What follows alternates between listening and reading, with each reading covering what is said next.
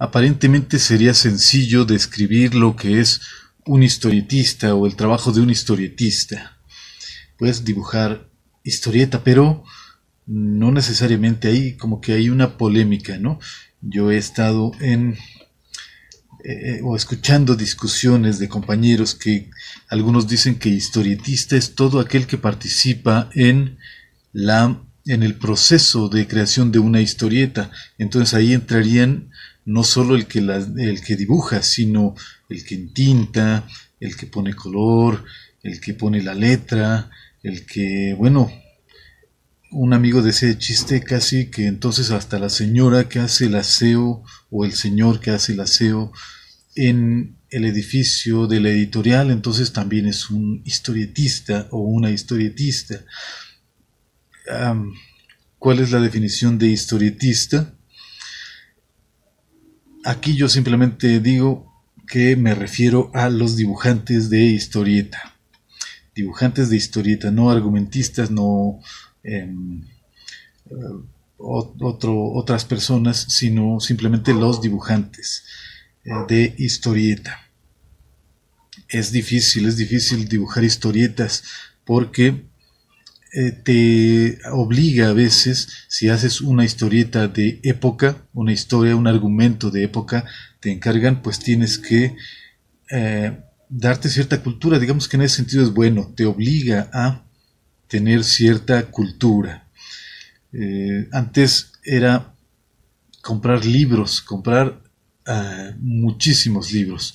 Yo me hice de una muy buena biblioteca porque desde 1998 que trabajo de manera profesional, pues de pronto sí, yo creo que me metí en problemas con los argumentos. De repente te pedían dibujar cosas que no tenías ni idea. Entonces tienes que comprar libros. En aquel entonces, al menos yo pues no veía más solución que comprar libros, revistas, ir a esas tiendas o librerías de viejo, ahí en la calle de Donceles, en la Ciudad de México, y ahí era donde pues tenía que buscar toda la documentación necesaria. Difícil, pero a la vez agradable, muy costoso. Ahora está un poco más fácil porque cualquier cosa que tenemos la duda, pues al momento nos vamos al internet. Ahora está en el celular, está muy sencillo, buscas y al momento encuentras la respuesta de lo que estás buscando. Pero en aquel entonces, al menos para mí, mi solución era esa: irme a las librerías de viejo y conseguir, y era de algo de un tiempo muy limitado, porque te daban ciertos días para entregar el episodio y tenías que tener en tiempo récord a veces la información, dibujarla, y pues sí estaba un poco complicado. Diccionarios también, desde luego. Sí, el argumentista escribe y cree que le vas a entender. A veces son cosas sencillas, pero el argumentista lo expresa de ciertas maneras que simplemente no le entiendes. Entonces tiene uno que consultar diccionarios, o tiene que, a veces las palabras no están contenidas en su sentido que le quiere dar el argumentista en un diccionario. A veces son frases o son usos o son pues sí, frases que se usan para, no sé, de manera coloquial en algunas partes. Si el argumentista era de alguna parte de la República donde se usan ciertas frases y aquí no la entendemos, entonces era complicado y sigue siendo complicado para para cualquier historietista, para cualquier persona que va a ilustrar una historia. Es complicado, pero a su vez eso te amplía tus conocimientos, ¿no? De pronto ya entiendes frases que antes no entendías, palabras que no entendías, conceptos que antes te eran ajenos, ahora ya están dentro de tu repertorio de cosas que manejas, que entiendes. En cuanto al dibujo, yo puedo decir que la mayoría, según yo sé, la mayoría de los dibujantes de historieta son ¿cómo le podemos decir? Autodidactas. O sea, de hecho se enorgullecen de eso. Yo, a pesar de que también he tenido en muchos sentidos una formación autodidacta, pero yo no me enorgullezco mucho de eso. Yo creo definitivamente que hay una gran ventaja de los que aprenden, de las personas que aprenden de manera más seria, más académica, el dibujo. Cuando vemos el resultado del trabajo de una persona autodidacta y la comparas con alguien que ha aprendido de manera académica, es grande la diferencia, grande. Entonces definitivamente aconsejo a cualquier persona que quiera ser historietista, que le guste la historieta, o pues sí, que tenga ese interés de estas disciplinas, la novela gráfica, todo lo que tenga relación, definitivamente creo que le conviene más aprender de una manera académica y no autodidacta.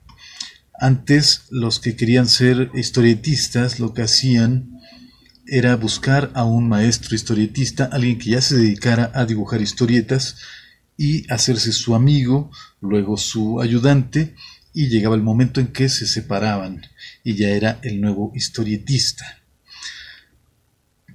Ahora ya hay incluso a veces sobreoferta, ¿no? de lugares, talleres, escuelas donde te enseñan a hacer historieta, a dibujar cómics. A mí no me gusta mucho usar los términos cómics, el término cómic, o bueno, el manga sí es muy específico de lo japonés, pero yo prefiero, al menos aquí, a lo que se hace en México, pues llamarle historieta. Hay que decir que lo que se ha hecho en México de historieta, que México es uno de los países donde ha habido una cultura y una industria muy fuerte de la historieta. A veces damos por hecho que así como en México hubo una época en la que la historieta era predominante y era muy fuerte, como si en todos los países hubiera sido así. Sin embargo, no. México es uno de esos países que han sido muy fuertes en la industria de la historieta, del cine, y cosa que muchos países no pueden decir lo mismo. Pero sí hay que decir que la verdad me parece a mí que es evidente que mucho de lo que se hacía en la historieta era trabajado de una manera muy sencilla, dibujado no de la mejor manera, precisamente por esos factores. Uno, que era una industria tan fuerte que a veces la entrega tenía que ser muy rápido y pues el resultado no podía ser así algo excelente. Y el otro, lo que decía anteriormente, de que los dibujantes a veces eran autodidactas, entonces pues no tenían gran conocimiento de lo que hacían, lo hacían como Dios les daba a entender y con la experiencia que les había dado su maestro, tal vez, ¿no? La persona de quien habían hecho de ayudantes. Entonces el resultado era bueno mientras no lo vea un experto, mientras no lo vea alguien que realmente sabe de dibujo o de otros temas, pues dices qué padre, pero ya bien analizado dices hay que aceptar que no era, en la mayoría de los casos, no era los resultados mejores que se hubieran esperado. Creo que queda claro que lo anteriormente dicho no aplica a todas las historietas y sí hay casos honrosos en que el dibujo es buenísimo, el argumento es bueno, o sea, el resultado del trabajo de estas personas es elogiable, pero sí, creo que hay casos que también pues es lo contrario, hay que aceptarlo. Y es que es lógico, no todo podía ser buenísimo. Sin embargo, ya el tiempo va consagrando las cosas, digamos, incluso lo que no era tan bueno, pues actualmente puede ser de culto. Pueden ser ya piezas que son muy codiciadas por los expertos, por los coleccionistas. Y sí, también el trabajo del historietista es altamente estresante, tanto del dibujante aquí en México, que trabajaba así como que contrarreloj, como cualquier dibujante del mundo, yo creo que hace este trabajo, un trabajo equivalente, llámesele como se le llame, cómic, manga o como quieras, es altamente estresante, sobre todo pues para los que trabajan para editoriales, ¿no? Porque si es una persona que es su propio eh, editor, pues probablemente puede tomarse un poco más de tiempo, pero si es una empresa que realmente ya tiene tiempos de entrega, tiene ya una estructura más formal, más fuerte, donde no pueden detenerse las ediciones, no pueden detenerse las máquinas, pues ahí sí es altamente estresante y en algunas partes del mundo pues es bien pagado. En México en el pasado también fue muy bien pagado, pero en la actualidad sabemos que está un poquito en crisis. Hay gente en este medio que le encanta pasársela hablando de la crisis de la historieta en México. Es un poco difícil el tema eso de que si la historieta se va a recuperar, va a volver a ser lo que fue antes, o si se va a acabar, o si va a mutar, o si va a migrar a un nuevo formato, sobre todo ahora lo que se dice de lo digital no queda claro, a pesar de que ya estamos bien entrados en algunos procesos que algunos ya consideran irreversibles, pero sigue siendo algo que puede de pronto sorprendernos porque no sabemos bien hacia dónde se dirige todo este asunto de la historieta. Que si los antecedentes en México de la historieta son los tlacuilos y los códices, no solo aztecas, sino de otras culturas anteriores, pues yo creo que sí. De hecho, incluso se parecen mucho. Si uno agarra o toma un libro, uno de estos códices, te das cuenta de que efectivamente era una historieta. Era una historia contada en secuencia e incluso tenían algunas especies como de globos, volutas que daban esa misma impresión como lo que se usa en el cómic para indicar que alguien está hablando. Entonces era una secuencia. Yo creo que sí era un antecedente.